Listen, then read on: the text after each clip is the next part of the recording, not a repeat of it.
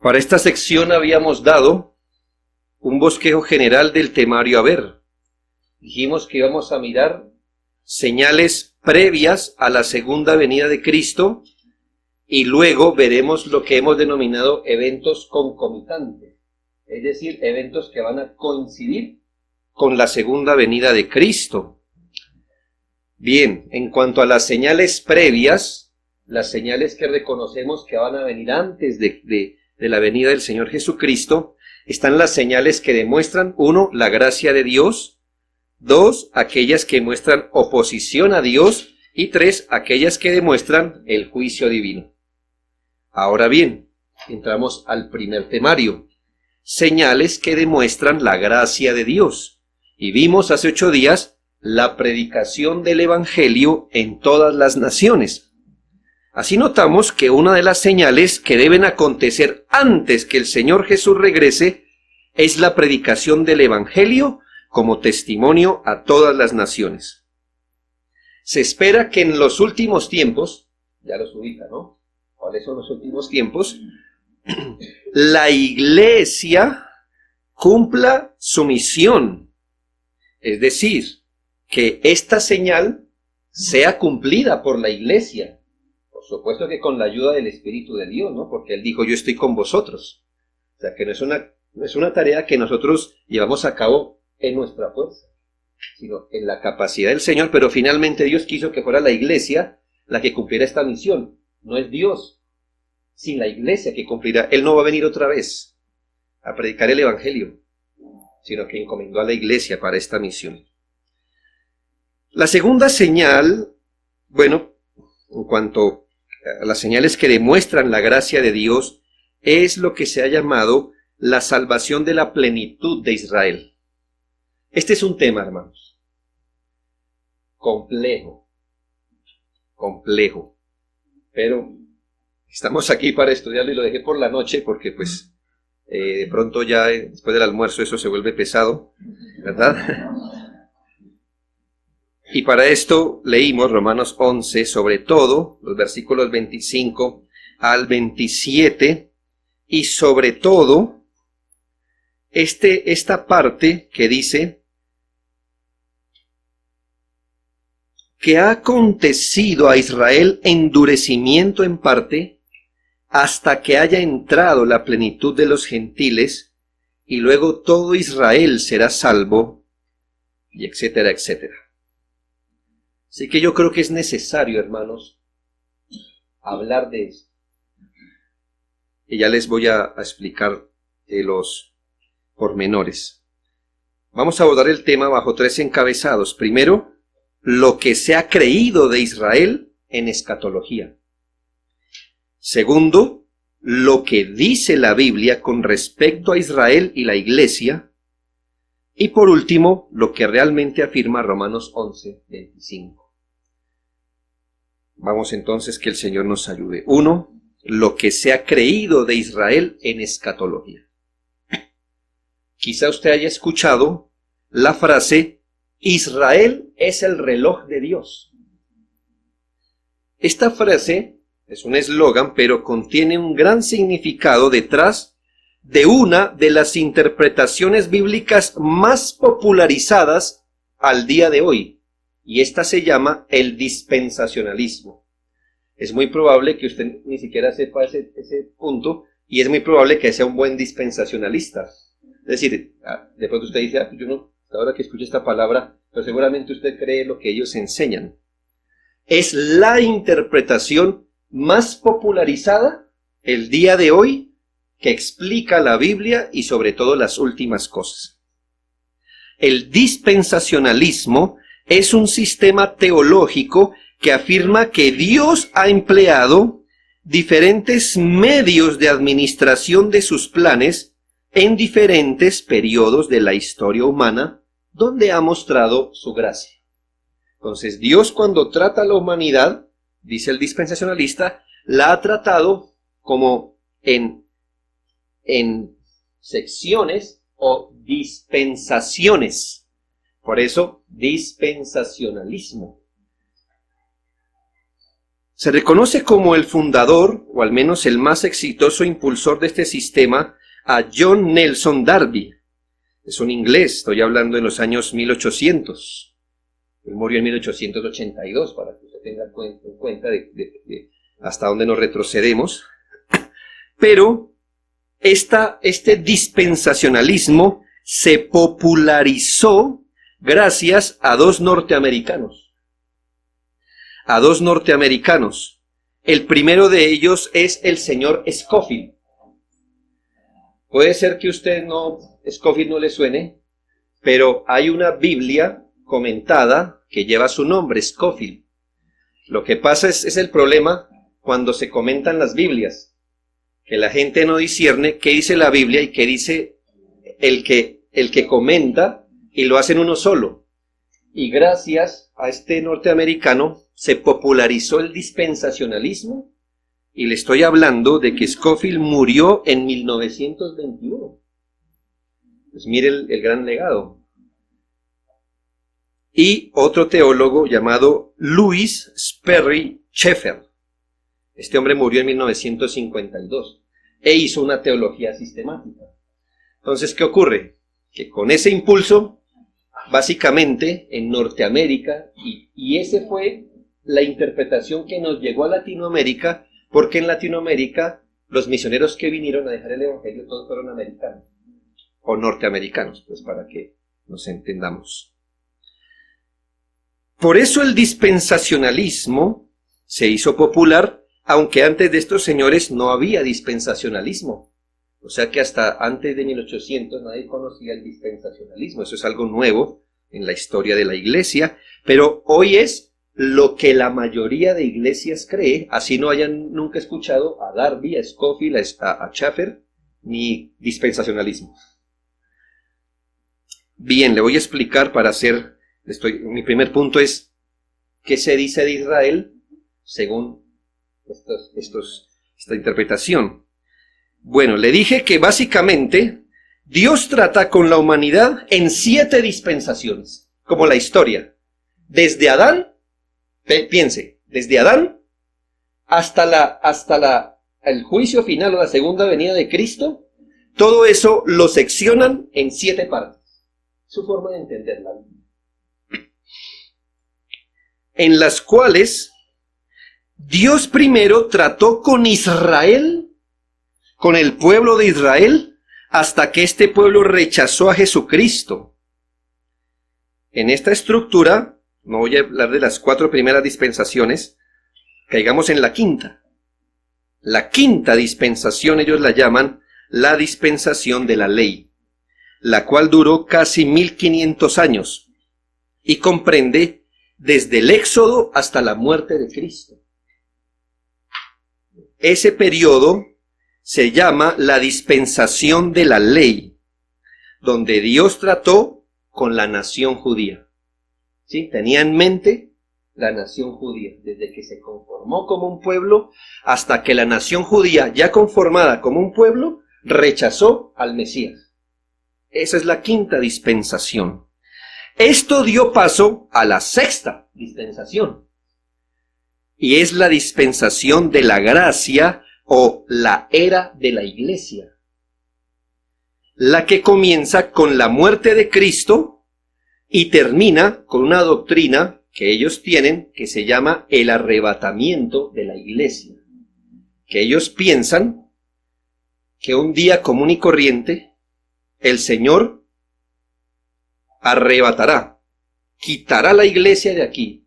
Es cuando usted ve algunas películas donde la ropa se desvanece, la gente va en su carro y se va el conductor, ¿verdad? Y todos se estrellan, todo hay un caos, y la pregunta es, ¿y dónde están los cristianos? Pues el Señor los sacó.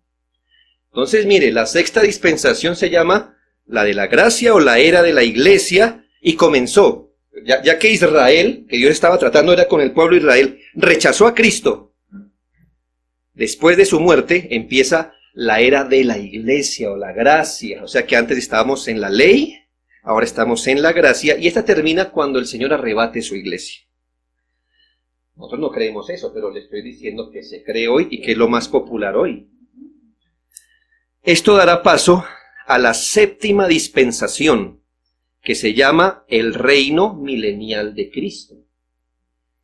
Este sistema piensa que después que la iglesia es arrebatada, empieza un periodo de 1000 años literales. 1000 años. Donde el Señor Jesucristo, Él mismo en persona, va a gobernar sobre la tierra.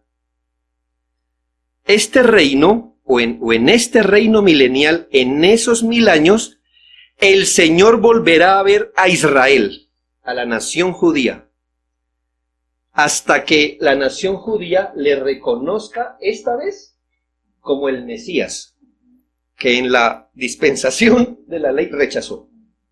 Sí, entonces vuelve el punto. Mira el punto. Dios trata con Israel. Israel rechaza al Señor, entonces empieza la era de la gracia o de la iglesia. Cuando la iglesia salga del escenario, el Señor vuelve a tratar con Israel hasta que Israel le reconozca como Señor. Este periodo, esta séptima dispensación, termina con el juicio final. Y entonces usted mira allí en el diagrama que tenemos la historia. La línea grande es la línea de la historia. Entonces, primero Dios trató con Israel. ¿Ve la línea verde? La primera venida de Cristo. Allí hay un evento que es la era de la iglesia, donde se va a ver o se va a abrir la salvación a los gentiles. Antes era Israel, ahora los gentiles. Y luego el arrebatamiento, entonces todo Israel será salvo. ¿Cómo? Pues en el reino milenial. Se supone que en ese reino Israel se va a volver al Señor. Y así es que se interpreta, y entonces todo Israel será salvo. Todo Israel. Luego viene Cristo por segunda vez, que es como la tercera, la verdad, ¿no? Pero bueno, Él viene por segunda vez y ya la eternidad. Entonces, como usted puede ver en el diagrama, la iglesia es un paréntesis entre el plan de Dios. O sea, Dios quiere tratar es con Israel, solo que se atravesó un paréntesis. Y este paréntesis se llama iglesia. Y luego, porque el plan es en sí beneficiar a Israel. Y lo único que tiene en mente Dios en la era de la iglesia es salvar a los gentiles, obviamente, que sean elegidos por el Señor. Vendrán, y cuando todos los gentiles, que según el plan de Dios tengan que creer, ya el arrebatamiento, y vuelve el Señor a tratar con Israel. El pasaje de Romanos 11 que leímos es ubicado en ese contexto, en el contexto entre la era de la iglesia y el trato de Dios de Israel en el milenio. Por eso está la flechita. Está aquí el Señor tratando con la iglesia. Luego del arrebatamiento, entonces todo Israel será salvo. Parece que la interpretación más unánime es que vendrá un tiempo en que Israel como nación será convertida al Señor Jesucristo y le reconocerán como el Mesías, y allí Dios les cumple todas las promesas que quedaron pendientes por su rechazo. Todas esas promesas que usted lee en los profetas mayores, que los restauraré, que vendrán y adorarán, que habrá un templo, que todas esas cosas se las cumplirá el Señor en el milenio, luego que la iglesia no esté aquí. Esta manera de interpretar la Escritura tiene serios problemas. Yo no voy a refutar hoy el dispensacionalismo. Hermano, eso es una cosa... ¿Sí me hago entender? Es un sistema. Entonces decir que yo en 5 minutos ya voy a tratar con eso, no. Pero al menos esto tiene serios problemas e implicaciones muy dañinas. Primero, parece que así planteado, Dios tiene 2 pueblos. ¿No le parece? Y no uno solo, como podremos corroborarlo con la Biblia, y lo haremos. Si esto es así, nos viene otra implicación. Y es que parece entonces que mucho del contenido de la Biblia no es para la iglesia, es para Israel. Por eso usted encuentra la mayoría de iglesias diciendo, no estamos bajo ley. Eso era cuando estaban bajo ley. Hoy estamos bajo la gracia. Bajo esa perspectiva, entonces solamente lo que está dedicado a la iglesia es para la iglesia. El resto era para Israel. Incluyendo, obviamente, la ley del Antiguo Testamento, hasta el Sermón del Monte. Corresponde al tiempo de la ley, porque ahí todavía Cristo no había muerto. Todo lo que viene después que Cristo muere, eso sí le corresponde a la iglesia. Mire qué peligro, qué peligro. Por eso encontramos cosas, y nosotros lo creemos también, pero tiene otra explicación. Pero la ley, no, eso era para Israel. Nosotros creemos algo parecido, en un sentido, pero por otro rumbo, no por ese rumbo. La consecuencia lógica es pensar que a menos que esté en el Nuevo Testamento, no le aplica a la iglesia. Tercero, esta distinción relega a la iglesia a un estatus menos importante que el pueblo de Israel. Es como si Israel siempre tiene el corazón de Dios, la iglesia solo es una concesión como para que los gentiles se salven, y luego Israel sigue tratando con el pueblo de su corazón. Y entonces no está la iglesia e Israel, sino Israel y la iglesia subordinada. La iglesia entonces no es el plan de Dios. La iglesia no es la culminación de sus planes históricos redentores. Cuarto, esto lleva a la idea que si la iglesia no es el plan de Dios, entonces se desvirtúa la misión de la iglesia como el único y singular instrumento de Dios para la evangelización del mundo. Si la iglesia no es el único instrumento de Dios para la evangelización del mundo, entonces se menoscaba un poco nuestra misión, porque también otro tanto de misión lo tiene Israel. Es más, casi que la iglesia depende de Israel en muchos aspectos para cumplir su misión evangélica. Finalmente, parece indicar, no es que ellos lo hagan, la verdad, o no intencionalmente, pero parece indicar que el sacrificio de Cristo es menoscabado. A veces parece intuirse que Israel se salva de otra manera, ¿verdad? Eso es el sacrificio de Cristo hasta que usted se muera o hasta que Él venga es para los gentiles. Porque finalmente ellos después de la venida de Cristo tendrán otra oportunidad de salvación. Y entonces esto de que arrepiéntase antes de que muera o perece, eso funciona para los gentiles, pero Israel después del arrebatamiento seguirá teniendo una oportunidad de reconocer al Mesías. Y ahí usted ve que se menoscaba el sacrificio de Cristo, que es perentorio para todos. Bien, eso es lo que se cree de Israel. Por eso, hoy hay un grupo de cristianos, la mayoría, que es ora por Israel. Mira por la paz de Jerusalén. Todas las iglesias deberían orar por Israel. Y están pendientes. ¿Ya sabe que está construyendo el templo? Ah, sí, el templo sí, porque es que la Biblia dice que cuando se construya el templo, bla, bla, bla, bla, y entonces tal cosa. Entonces casi que la iglesia debe estar mirando qué pasa en Israel, las guerras, quién es el primer ministro, qué está pasando allá, porque finalmente ese es el centro del plan de Dios, Israel. Y la iglesia debe estar pendiente de lo que pasa en Israel. Y ese asunto ha llevado a que mucha iglesia empiece como a tener, recuerdo, ¿verdad?, una bandera de Israel en sus templos. Eso hace parte de nuestra teología, ¿verdad? Y cosas, el himno que cantábamos hoy, lo cambiamos. ¿Sabe cómo decía? De la maldad rescata a Israel. Es un himno muy judío, de gente que todavía espera al Mesías. Pero se pudo cambiar para que exprese nuestra fe, ¿verdad? No somos dispensacionalistas. Bien. Segundo, lo que dice la Biblia con respecto a Israel y la iglesia. Debemos saber que Dios no tiene dos pueblos, sino uno solo. Aquellos elegidos en Cristo, desde antes de los tiempos de los siglos, son y serán solo un pueblo. Este pueblo elegido son los mismos que serán eficazmente llamados, son los que se le aplicará la redención por el Espíritu Santo. Romanos 8, 29 y 30, mire, porque a los que antes conoció, también los predestinó para que fuesen hechos conformes a la imagen de su Hijo. Bueno, y después dice, y a los que predestinó, a estos también llamó, y a los que llamó, a estos justificó, y a los que justificó, a estos también glorificó. Solo un pueblo con el que el Señor trata. No hay dos planes de Dios, porque no hay dos Biblias, porque no hay dos mediadores, porque no hay dos salvaciones, ni dos cielos. Es un solo plan, un solo plan.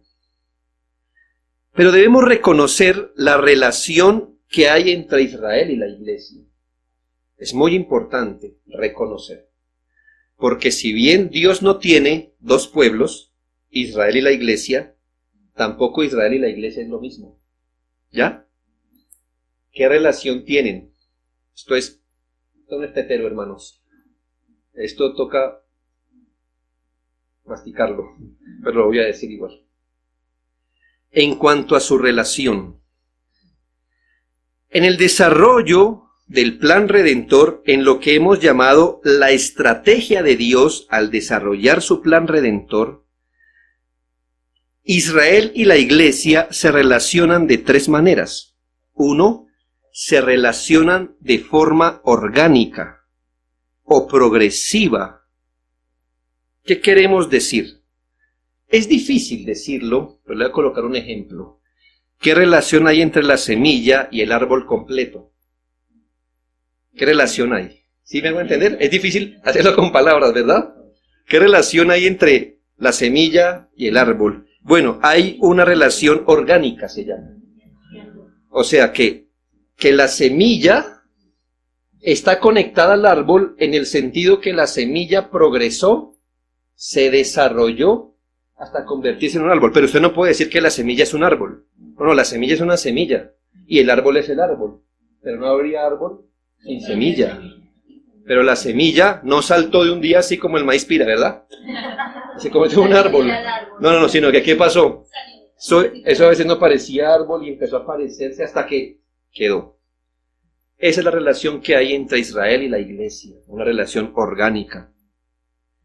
Quiere decir que había un elemento externo del Israel geográfico, ese Israel físico, que son los descendientes de Abraham por ADN, ¿sí? Los que salieron de los lomos físicos de Abraham, pero adentro de ese pueblo se había estado gestando el verdadero pueblo de Dios. Complejo, ¿no? Entonces usted tenía aquí el pueblo de Israel, a todo el que descendió de Abraham, judíos de carne, de ADN. Usted podría decir, ese es el pueblo de Dios, bueno, en un sentido, pero la verdad es que era adentro de Israel que se estaba gestando el pueblo de Dios. Lo que llamamos el verdadero Israel, y yo no lo llamo así. Romanos 9, 3 al 5 dice, porque deseara yo mismo, dice Pablo, un judío, deseara yo mismo ser anatema, separado de Cristo, por amor a mis hermanos, y aquí va a decir a qué hermanos se refiere. Los que son mis parientes según la carne. Entonces, ¿de qué está hablando? De los judíos de carne, de ADN. Dice, los que son mis parientes según la carne, que son israelitas, de los cuales son o viene la adopción, la gloria, el pacto, la promulgación de la ley, el culto, las promesas, de quienes son los patriarcas y de los cuales según la carne vino el Cristo. Y de allí en la carne vino el Cristo. Entonces note, no tendríamos árbol si no hubiéramos tenido semilla. No tendríamos iglesia como tal si no hubiera habido Israel. Pero cuidado, como vamos a ver, no todo Israel, pero el pueblo de Dios que estaba dentro de Israel. Ya lo vamos a ver. Ok, poco a poco, hermanos. Segundo, hay una relación federal, se llama. Una relación federal. Es decir, una relación por el pacto de Dios hecho en Cristo. Eso quiere decir que antes de los tiempos de los siglos se decretó la salvación de un pueblo y se dio a Jesucristo como único mediador y cabeza de ese pueblo. Este pueblo elegido fue unido a Cristo por el pacto de Dios, pero se unen en el tiempo cuando cada uno cree en Cristo. No tenemos dos pueblos, porque no tenemos dos decretos, sino uno solo. Cristo fue unido a su pueblo antes de la fundación del mundo, a un solo pueblo. Dice la Biblia que fuimos vistos en el amado. Un solo pueblo fue visto en Cristo.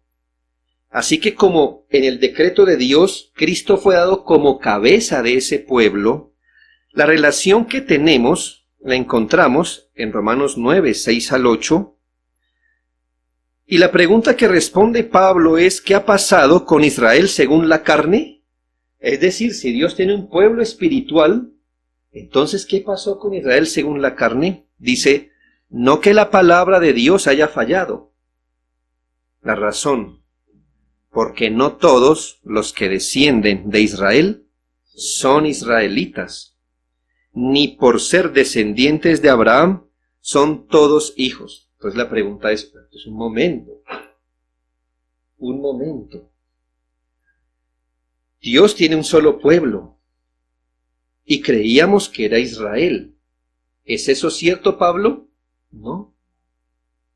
Porque no todo el que desciende de Israel es israelita de verdad. Y entonces, ¿qué es un israelita de verdad, Pablo? Dice allí, sino que en Isaac te será llamada descendencia. Esto es, nos va a explicar qué es eso. No los que son hijos según la carne son los hijos de Dios, sino que los que son hijos según la promesa son contados como descendientes. Hay algo más atrás, más arriba de ser descendiente en la carne, y es ser hijo de Dios según la promesa, donde Cristo fue dado como mediador de su pueblo. ¿Sí nota? Está complejo, ¿no? Así que usted veía al pueblo de Israel, Y usted pudiera, bueno, ya lo sabemos, ¿no? En este tiempo casi no, pero usted hubiéramos podido decir, ¿ese es el pueblo de Dios? Hubiéramos tenido que decir, bien. Lo que ocurre es que no todos ellos, a la verdad, son Israel de verdad. Son Israel en la carne, pero no son Israel espiritual. ¿Por qué? Porque solamente, no por la carne, sino por una promesa hecha a ellos, espiritualmente son hijos. ¿Y quiénes están incluidos? ¿Todos? No. Solo los de la promesa, los que son vistos en Cristo, según ese plan anterior. ¿Qué cosa, no? ¿Qué cosa? Eso es lo que ocurre. Entonces, cuando el Señor rechazó a Israel como nación, porque el Señor rechazó a Israel como nación, no desechó al Israel espiritual, solo desechó al Israel según la carne. Por eso, cuando se dice, ¿y las promesas hechas por Dios a Israel, las ha incumplido? No, se las ha cumplido al Israel espiritual, es decir, al verdadero Israel. Dios no le debe nada a nadie. Pero pensábamos que era el pueblo de Israel. Pensaron mal. Porque él, si bien trataba con ese pueblo, estaba tratando era con su pueblo que estaba allí, el espiritual. ¿Ha incumplido Dios las promesas a Israel? No, porque se las cumplió al verdadero Israel. ¿Quiénes son? Los que están en Cristo, los que son de la promesa. Es por promesa y por fe que uno es del verdadero Israel, no es por ADN. Por eso Dios no ha desechado al verdadero Israel. Es lo que dice Gálatas 3:16, que interesante. Ahora bien, a Abraham fueron hechas las promesas y a su simiente. ¿Sí? No dice y a las simientes, como si hablase de muchos, sino como de uno, tu simiente, la cual es Cristo. Cuando todos pensábamos que el Señor le había hecho una promesa a Abraham y a su descendencia, es decir, Israel, dice Pablo, no entendimos. El Señor hizo una promesa fue a Abraham y a su simiente, es decir, a Cristo. ¿Qué tenía en mente el Señor? No al pueblo de Israel carnal, tenía en mente a Cristo. Y en Cristo el Señor cumple las promesas al verdadero Israel, que es la iglesia. Por eso puede decir la Biblia que el Señor sometió todas las cosas bajo sus pies y los dio por cabeza sobre todas las cosas a la iglesia. Finalmente, hay una relación tipológica entre Israel y la iglesia. Usted piensa que esto se pone más fácil, no, esto se pone... Hay candela aquí. Tercero, la tercera relación entre Israel y la iglesia es la relación tipológica. Es una relación tipológica.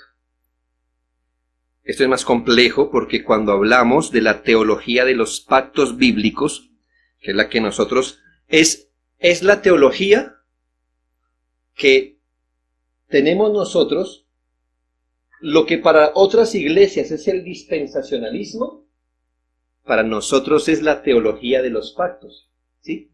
Ellos entienden la Biblia dispensacionalmente, nosotros la entendemos pactualmente, o de la teología de los pactos. Bueno, lleguemos al pacto de Dios con Abraham. Cuando el Señor pacta con Abraham, esta semana leímos cómo el Señor pacta con Abraham, ¿verdad? En Génesis, qué bien. El Señor está dando, o este pacto tiene dos niveles de significado. De hecho, Dios está adelantando dos pactos en ese momento. Hay dos niveles de significado cuando Dios pacta con Abraham. Uno, está haciendo un pacto con el pueblo físico,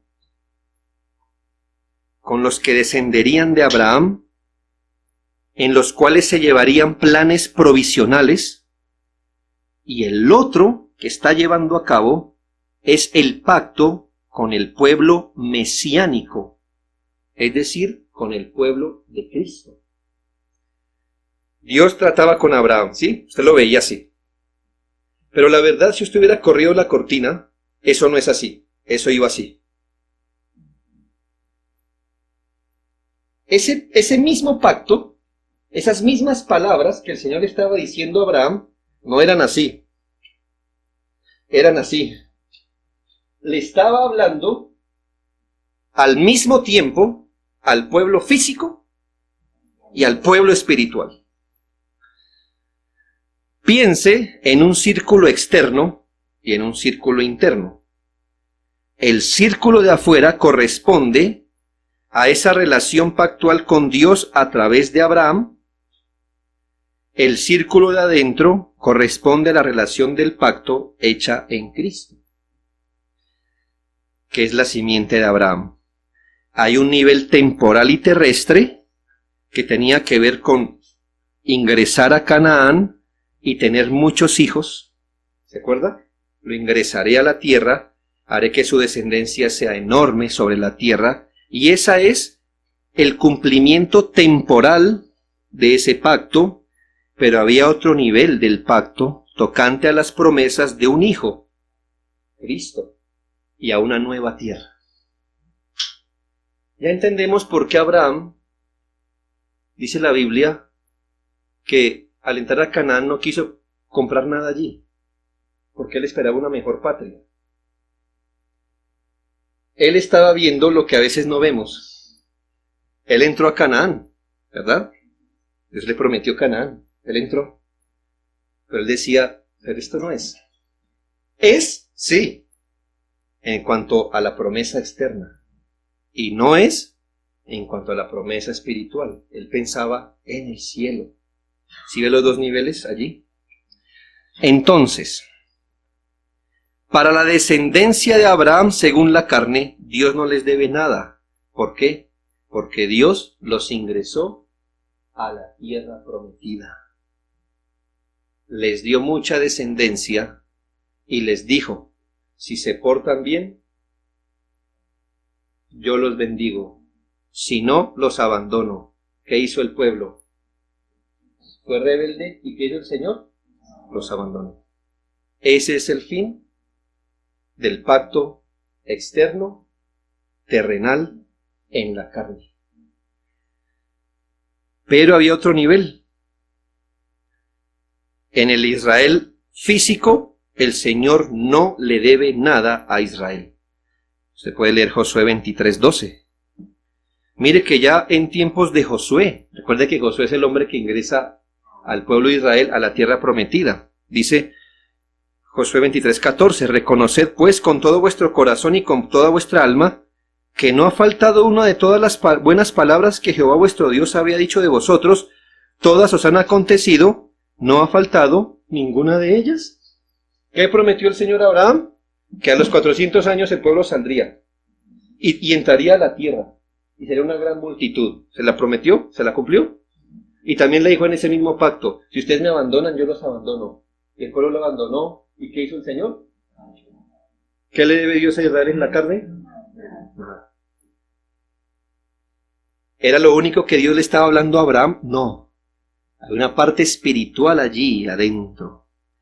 El pacto abrahámico reveló tipológicamente el nuevo pacto. Y solo los que miraban la realidad espiritual participaban en él. Usted no participaba espiritualmente de este pacto por descendencia física, sino por la promesa, por la fe. Claro que Dios, cuando trató al círculo externo, también trataba con el círculo interno. Ahí está su dibujito, ¿sí? Mire la segunda diagrama, gracias. ¿Qué usted ve en el Antiguo Testamento? Que Dios movía el círculo de afuera para todo lado, ¿sí? Y al mover el círculo de afuera, ¿qué pasaba con el de adentro? Se movía con él. Y usted parece que no había diferencia, sino que era una sola cosa. Pero espiritualmente usted podía ver dos cosas, ¿cierto? Descendencia física de Abraham, descendencia espiritual de Abraham, la cual es Cristo. Mire las características. Descendencia física de Abraham es externo, son planes provisionales. Se trata de descendencia física, una descendencia numerosa, una tierra, y es cumplido en Israel. Israel poseyendo una tierra es el cumplimiento externo del pacto, internamente. Es un pacto interno que corresponde a los planes eternos. Se trata de una descendencia espiritual, según la promesa, no tiene que ver con una tierra física, sino con una nueva tierra, cumplido en Cristo con la iglesia. ¿Ven los dos niveles? Los dos niveles del pacto. Eso es lo que llamamos tipología. El pueblo de Israel es una representación física de lo que ocurre en la iglesia, o de lo que ocurriría en la iglesia. ¿Una tierra? Bueno, sí, pero una nueva tierra. ¿Muchos hijos? Sí, innumerables, como la arena del mar, como es la iglesia, ¿verdad? ¿Un hijo? Sí, el Hijo, Cristo. ¿Me hago entender cómo se miran las cosas? Y hermanos, este es el argumento que está manejando Pablo. Por eso Pedro, así que si le está doliendo la cabeza, no se preocupe. Porque el apóstol Pedro dijo, hermanos, hay cosas que escribe nuestro amado hermano Pablo que son difíciles de entender. Pedro dijo eso. El apóstol Pedro, son difíciles de entender. El apóstol Pedro también se sentaba y decía, un momento, esto hay que ser docto, porque dice, los cuales los indoctos tuercen para su propia perdición. Por eso también el mismo apóstol Pablo, en Romanos, cuando está recibiendo esto de Dios, usted lo leyó, él frena, para el argumento, ¿y qué dice? Oh, profundidad de la sabiduría, de la ciencia de Dios, insondables sus juicios, inescrutables sus caminos, porque ¿quién entendió la mente de Dios? ¿Quién iba a pensar que cuando Dios estaba hablando con Abraham, le estaba hablando no de Isaac, sino de Cristo? Y no del pueblo de Israel, sino de la iglesia. Pero así era. Ahora, eso en cuanto a su relación, ¿verdad? ¿Qué dice?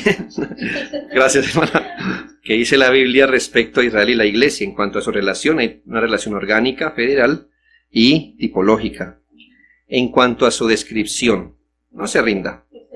No. 2b. Israel y la iglesia no son lo mismo, pero existe una relación en cuanto a su descripción. Primero, el Nuevo Testamento afirma que la iglesia es el verdadero Israel de Dios. Romanos 2, 28 y 29. Mírelo cómo la Biblia describe a la iglesia. Romanos 2, 28 y 29. Pues no es judío el que lo es exteriormente, ni es la circuncisión la que se hace exteriormente. Un momento. ¡Qué interesante! O sea que el verdadero espíritu de la circuncisión, ¿qué era? ¿Llevar un varón a quitarle el prepucio? No. Era espiritual. ¿Qué representaba la circuncisión entonces? Nuevo nacimiento. Pero eso es otro tema. Sino que es judío el que lo es ¿dónde? En lo interior. Y la circuncisión verdadera, ¿cuál es? La del corazón, en espíritu, no en letra. La alabanza del cual no viene de los hombres, sino de Dios. Por eso usted pudo haber sido un judío según la carne y ser circuncidado e ir al infierno. Porque la verdadera circuncisión, ¿dónde era? Aquí. Usted pudo ser descendiente de Abraham e irse impuro al cielo, circuncidado en la carne y al infierno. Pero ser un verdadero judío, ¿cómo? En su tiempo, circuncidándose exteriormente, pero circuncidando el corazón. Ese era el verdadero israelita. Y por eso dice Romanos 9:8, no que la palabra de Dios haya fallado, no. Porque no todos los que descienden de Israel son israelitas. Ya lo miramos. Entonces hay hijos de Abraham que no son de la promesa, que son los judíos de hoy. Y existen los verdaderos hijos de Abraham, los que son de Isaac según la promesa, es decir, Cristo. Primera a los Corintios 10:18. Mirad a Israel según la carne. Solo esa frase. ¿Qué usted implica entonces? Si el apóstol dice, miren al Israel según la carne, ¿por qué haría esa diferencia? ¿Por qué no simplemente dice, miren a Israel? ¿Por qué dice, miren a Israel según la carne? Luego, ¿qué es que hay otro Israel? Sí. ¿Me hago entender? ¿Por qué haría esa distinción? Porque hay otro Israel. Miren a Israel según la carne. Si hay un Israel según la carne, entonces hay un Israel que no es según la carne. La respuesta es sí. Hay un Israel que no es según la carne. Filipenses 3:3. Porque nosotros, le dice Pablo a los filipenses, recuerdo que Filipenses era una iglesia gentil, porque nosotros somos la circuncisión. Es una manera de decir que, de hacer referencia a quiénes, a los judíos, ¿cierto? Nosotros somos la circuncisión. ¿Quiénes somos? La verdadera circuncisión. Los que en espíritu servimos a Dios y nos gloriamos en Cristo Jesús, no teniendo confianza en la carne. Una cachetada a los judíos, que por circuncisión tenían confianza en la carne. Es decir, ¿por qué yo debo aceptarlo? Soy judío, soy circuncidado. ¿Qué dice la Biblia? No, nosotros somos la circuncisión. ¿Cómo lo sabe? Porque en nuestro espíritu servimos a Dios y nos gloriamos en ¿qué? En Jesús. ¿Ve? Gálatas 4:28. Así que hermanos, Gálatas 4:28. Así que hermanos, nosotros como Isaac somos hijos de la promesa. Y 3:29, perdón, me salté. Gálatas 3:29. Y si vosotros sois de Cristo, ciertamente linaje de Abraham sois y herederos según la promesa. ¿Quiénes son los verdaderos hijos de Abraham? Los de la promesa, los que están en Cristo. Y ahora sí, Gálatas 4:28, nosotros como Isaac somos hijos de la promesa, somos el Israel de Dios. Y Gálatas 6:15 al 16. Porque en Cristo Jesús, mire, en Cristo, ni la circuncisión vale nada, es una forma de decir, no vale nada ser un judío, ni la incircuncisión, tampoco vale ser gentil. En Cristo no vale ni ser judío ni ser gentil, sino que vale en Cristo una nueva creación, y todos los que andan conforme a esta regla. ¿Cuál regla? La nueva creación, paz y misericordia sea a ellos y al Israel de Dios. ¿Qué dice la Biblia? Un pueblo, un pueblo. Segundo del B. Note, y yo no voy a explicar esto, pero ahí tiene usted un dibujito, un cuadro. Características y privilegios que fueron puestos sobre Israel se ponen sobre la iglesia y son cumplidos en la iglesia. Mire su cuadro. Tiene un cuadrito que se llama Israel y la iglesia.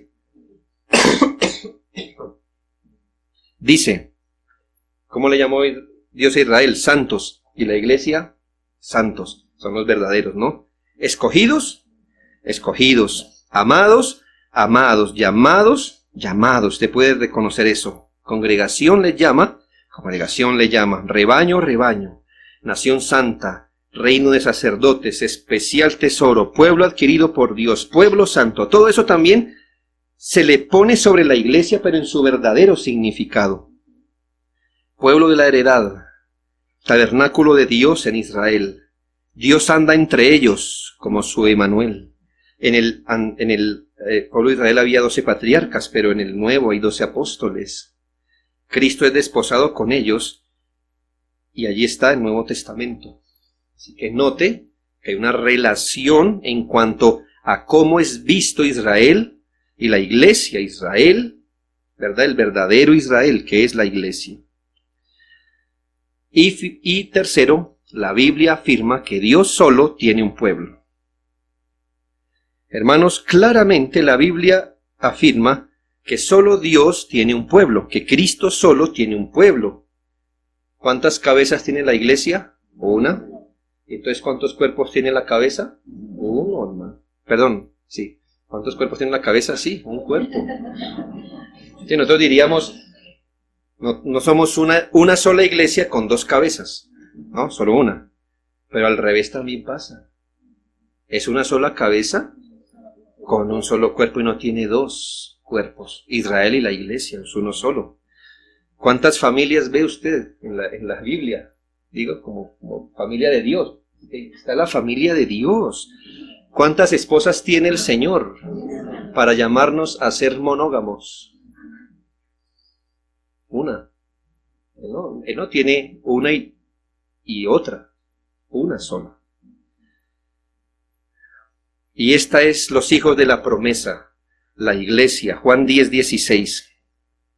Aquí habla la cabeza de la iglesia, Cristo, y dice, también tengo otras ovejas que no son de este redil. Aquellas también debo traer y oirán mi voz y habrá un rebaño y un pastor. Eso el Señor se lo dijo a los judíos.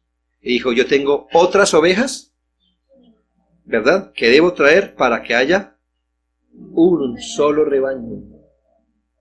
Primero fue Israel a recolectar sus ovejas. Cuando lo rechazaron los gentiles, la idea era formar ¿qué? No dos pueblos, sino uno solo. En el largo argumento del apóstol Pablo de Romanos 11:16 al 24, yo no lo voy a leer aquí, pero usted ve el punto. Solo hay una raíz y el Señor injerta ramas gentiles y ramas judías como Él quiere, porque solo hay un árbol. No hay dos árboles, sino uno solo. Y en Efesios 2:11 al 19, también es largo, se afirma que el Señor mediante la cruz reconcilió a ambos pueblos en uno solo, matando en la cruz las enemistades. ¿Cuáles dos pueblos son? Los judíos y los gentiles, para ser un solo pueblo.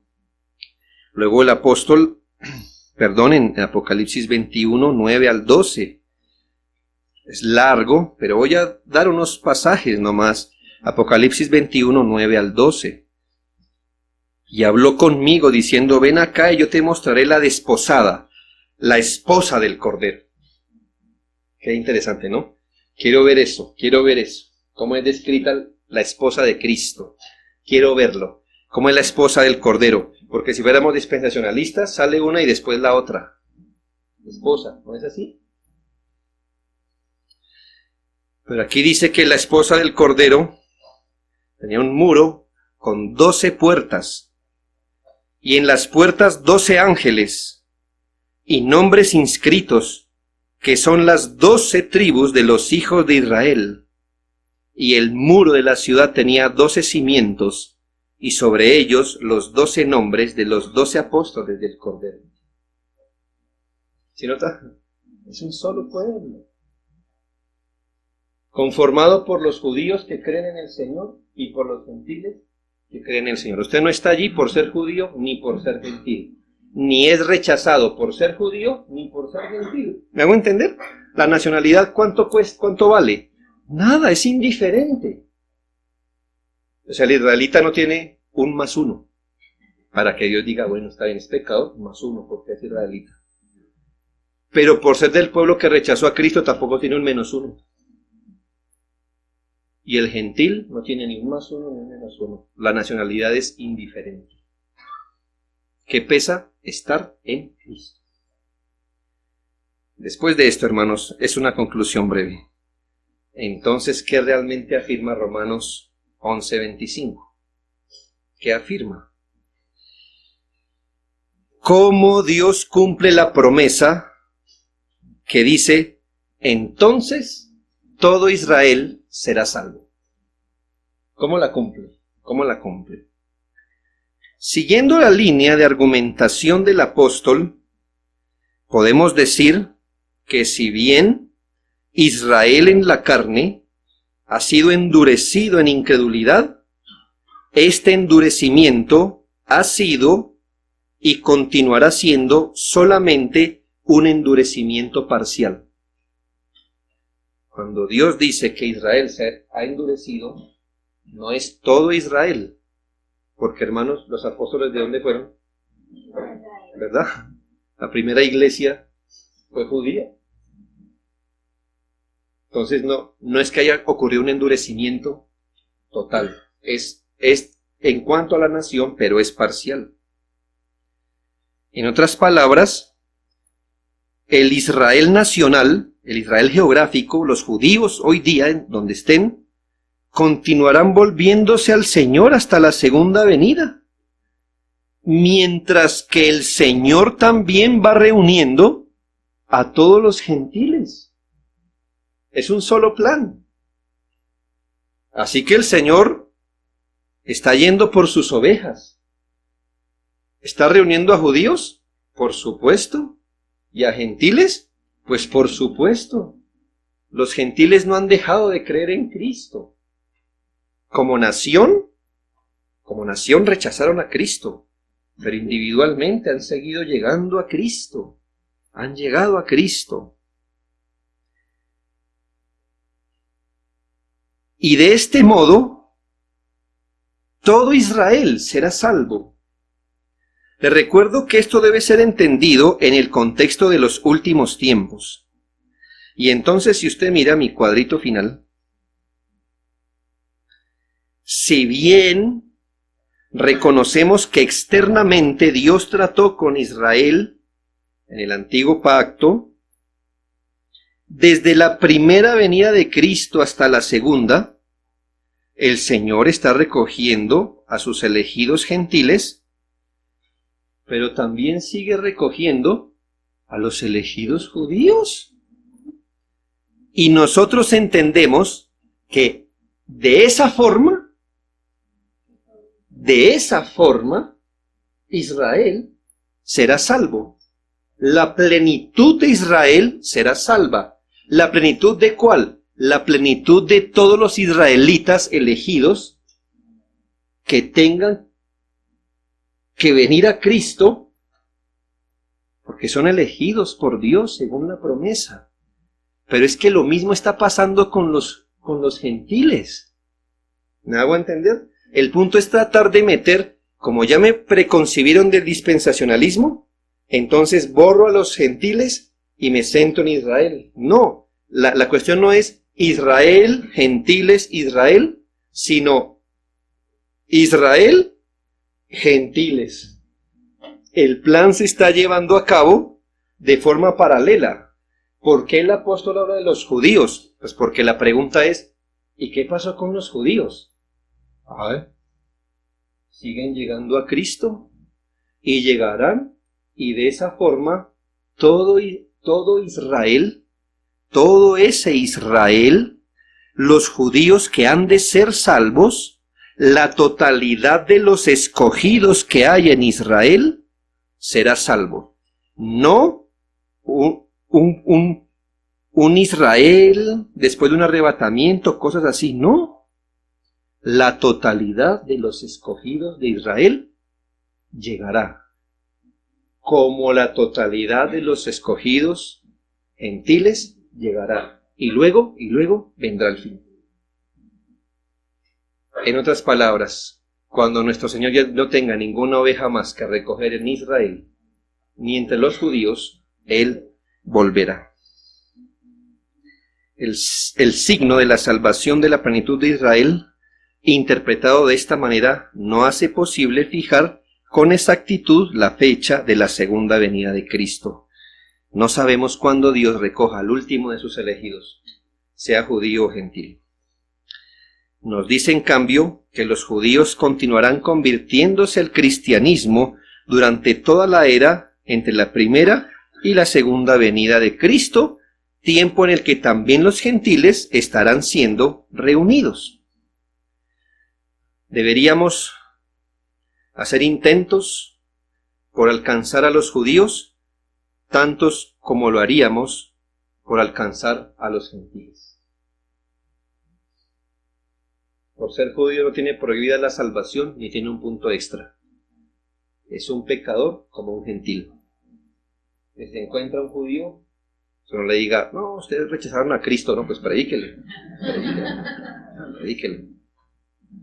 Y se lo digo, hermanos, porque hay gente que piensa que como esto es así, como Israel rechazó al Señor, es un pueblo apóstata, y se creó el antisemitismo, amparado bajo la Biblia, cuidado. Pero tampoco lo opuesto es verdad, el favorecer a los judíos, como que ahora los cristianos nos arrodillamos al lado de los judíos a decirle, enséñanos. ¿Cómo es que se dice? A Jesús no, Yeshua. Yeshua. Ay, gracias por enseñarnos. La iglesia sí es torpe, ¿no? Es que no hemos aprendido, ¿verdad? No, hermanos. Judíos y gentiles deben aprender de la iglesia, que es el único cuerpo de Cristo. ¿No es esto una gracia del Señor? Que el Señor recoja a sus elegidos y después de eso vendrá el fin. ¿Está bien, mis hermanos? Con esta lección